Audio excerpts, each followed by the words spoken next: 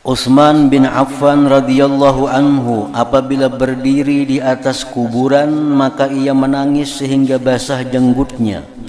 Maka ditanyakan tentang yang demikian dan dikatakan kepadanya, kamu ingat surga dan neraka lalu kamu tidak menangis, dan kamu menangis apabila kamu berdiri di atas kuburan.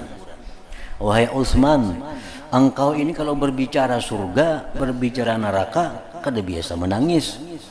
Tapi bila berdiri di para kuburan, di samping kuburan, menangis. Maka Utsman bin Affan menjawab, aku mendengar Rasulullah sallallahu alaihi wasallam bersabda, innal qabra awwalu manazilil akhirah. Fa inna ja minhu sahibuh, fama ba'dahu aisaru minhu. Wa illam yanju minhu fama ba'dahu asaddu. Rasulullah bersabda yang artinya sesungguhnya kubur adalah permulaan tempat-tempat akhirat. Kubur ini tempat pertama akhirat yang dimasuki oleh manusia adalah kubur. Maka jika penghuninya selamat daripadanya, maka apa yang sesudahnya itu lebih mudah daripadanya. Bila dikubur kita ini sukses, sesudahnya lebih inting.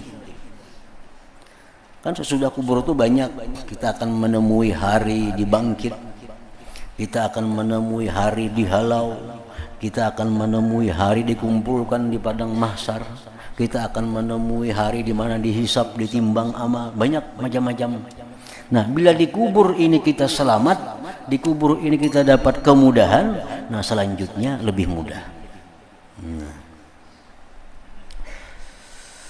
Maka apa yang sesudahnya itu lebih mudah, dan jika penghuninya tidak selamat daripadanya, nah, menjawab munkar nakir kada dapat umpamanya, menjawab munkar nakir kada dapat, maka apa yang sesudahnya itu lebih berat daripadanya.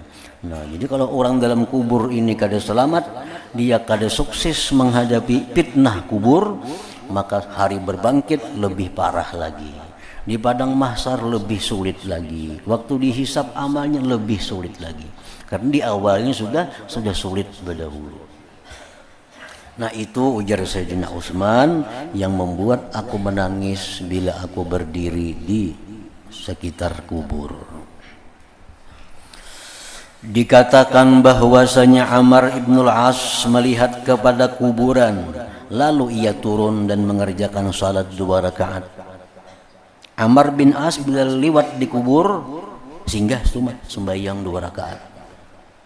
Maka ditanyakan kepadanya, kenapakah itu pian bila lewat di pakuburan singgah sembahyang 2 rakaat?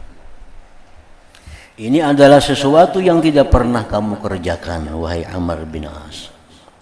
Maka Amr bin As menjawab, saya ingat kepada penghuni kubur dan apa yang terhalang antara mereka dan antaranya. Penghuni kubur sudah dalam kubur hendak berbulik ke dunia, hendak jadi orang yang penyembah ya, hendak jadi orang yang baik. Itu penghuni kubur begitu mengalami dahsyatnya kubur, hendak berbulik ke dunia, hendak jadi orang penyembah yang, hendak jadi orang yang penuntut ilmu, hendak jadi orang yang banyak berzikir, cuma terhalang.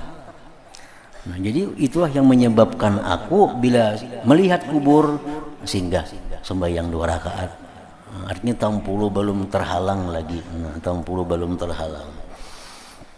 Maka saya ingin mendekatkan diri kepada Allah dengan 2 rakaat itu. Mujahid berkata, pertama yang berbicara dengan anak Adam adalah lubangnya kuburannya. Maka ia berkata, begitu kita masuk ke dalam kubur, sudah ditutup dengan tanah, belum datang lagi munkar nakir, kubur ini sudah berbicara. Saya jar kubur adalah rumah ulat, rumah ulat, rumah sendirian, rumah terasing, dan rumah kegelapan. Inilah yang saya sediakan untukmu. inilah fasilitas yang ada di sini. Ulat banyak, gelap gulita, sempit. Maka apa yang kamu sediakan untukku? Ini persediaanku ini. Nah, gampang apa ada persediaan? Nah, jadi orang-orang yang di dalam dunia ini banyak membaca bacaan-bacaan yang selamat di kubur, nah maka itulah persiapannya di alam kubur itu. Antara lain di dalam hadis disebutkan bahwa surah-surah yang berfungsi bermanfaat untuk kenyamanan di kubur ini surah Al-Muluk, tabarakalladzi biyadihil mulku, itu tiap malam dibaca. Orang yang membaca surah tabarakalladzi biyadihil mulku itu tiap malam, itu dia akan selamat daripada gangguan-gangguan kubur itu. Dia selamat daripada fitnah munkar dan nakir. Surah Yasin masuk juga, surah Alif Lam Tanzil As-Sajdah. Nah itu surah-surah yang banyak kegunaannya untuk keselamatan, kesejahteraan di dalam kubur bila mana kita mengamalkannya setiap malam. Abu Dzar radhiyallahu anhu berkata, maukah aku beritahukan kepadamu tentang hari kefakiranku?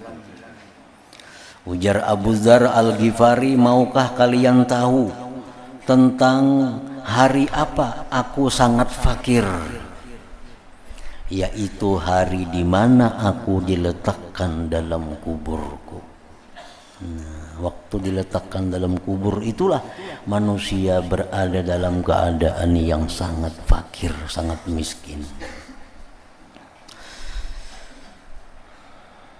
Abu Darda radhiyallahu anhu duduk di samping kuburan, lalu ditanyakan kepadanya tentang yang demikian. Maka Abu Darda menjawab, aku duduk di samping suatu kaum yang mengingatkan akan tempat kembaliku. Dan apabila aku berdiri, mereka tidak menggibahku. Kita bilang ke rumah orang, kenapa-napakah kita di rumah orang, kita bulik, ampun rumah ini bisa menggibah kita. Kita bilang ke rumah kawan, ke rumah siapa, pandiran di rumah kawan, karena kita bulik, ini bisa menggibah lawan kita. Apa-apakah disambatinya kita. Nah kalau kita bilang ke kuburan, kita bulik aman, kada ada menggibahnya. Dan apabila aku berdiri, mereka tidak menggibahku. Sama laman enggak begana situ. Kada apa-apa, kada bakal digibahnya oleh orang ahli kubur. 2 hari 3 malam enggak di situ begana.